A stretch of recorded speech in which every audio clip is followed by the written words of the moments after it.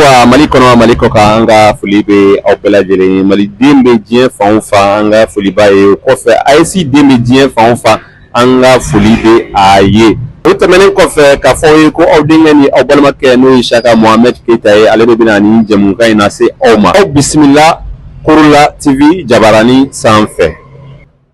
bi jɛmu a sigira kan jumɛn kan dɔwɛrɛ tɛ an bɛ wuli an bɛ se an ka mabɔw ma an bɛ wuli an bɛ se an ka laadalamaw ma bi an bɛna wuli an bɛna se laadalama jumɛn de ma an bɛna se an ka société maaba jumɛn de ma o de ye Funɛ Modibo Kamara ye Funɛ Modibo Kamara ale ye funɛ ye ka bɔ Segu a bɛ i n'a fɔ an y'a fɔ aw ye cogo min na wo an bɛna se maa min ma bi min k'a ɲininka o de ye Funɛ Modibo Kamara numéro 2 ye ni bɛɛ lajɛlen b'ale wele ko Jarabangana o kumana an bɛna foli tɛnku a la ka tila ka ɲininkali fɛnɛ tɛnku a la salamu aleykum Funɛ Modibo Kamara Waalaikum salam warahmatullah.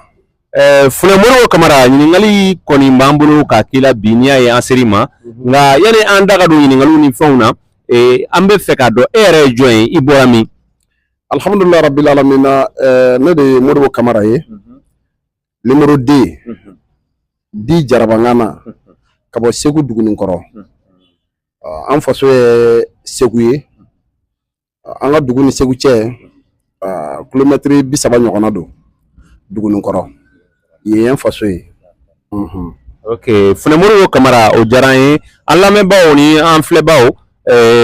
hakili la a bɛɛ fɔra ka ban ko ale Funɛ Modibo Kamara yɛrɛ Jarabangana ale bɛ bɔ Segu Dugunikɔrɔ donc sisan an bɛ fɛ ka ɲininkali damadɔ tɛnku Funɛ Modibo la n'a ma kɛ a ma basi ye Funɛ Modibo ɲininkali fɔlɔ o ti dɔwɛrɛ ye o de ye jeliw sisan jeliw maa caman de don jeliya la caman kelen do ka jeliya kɛ miridala jeliya ni fɛnw ye yala e ye mun faamuya o ko la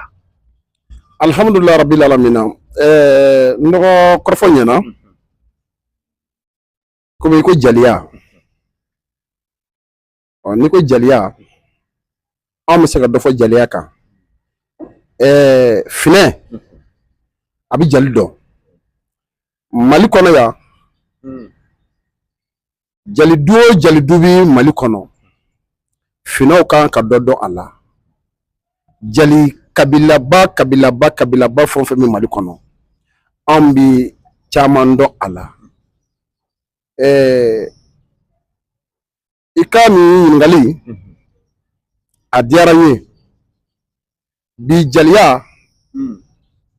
a kɛbaa cayara fɛn ɲininaw olu y'u yɛrɛ kɛ jeliw ye k'a sɔrɔ u tɛ jeli ye bi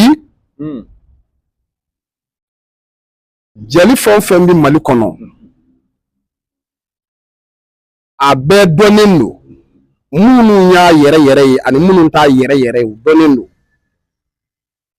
direct tout droit o tiɲɛ delikɛla de ka ca bi